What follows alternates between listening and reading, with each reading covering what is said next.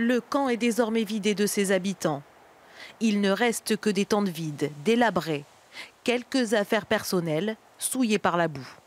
L'opération de démantèlement a démarré aux alentours de 7h30 ce matin à Grande-Synthe, orchestrée par près de 200 membres des forces de l'ordre.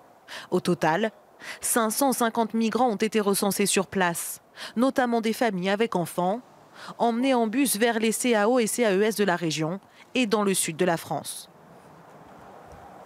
J'ai des équipes qui sont sur place, qui sont au contact de ces personnes, qui leur parlent de la demande d'asile, qui leur proposent aussi les structures.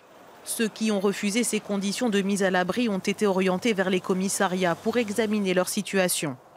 Ce camp de Grande-Synthe était l'un des plus importants du littoral. Mis en place au début de l'été, son démantèlement avait été décidé par la justice au mois de juin dernier, notamment pour des questions d'insalubrité. La salubrité publique n'était pas respectée. Ces gens vivent dans des conditions totalement indignes. De surcroît, des questions de sécurité. Vous l'avez vu, c'est une route qui est assez passante. Il y a une voie ferrée à côté.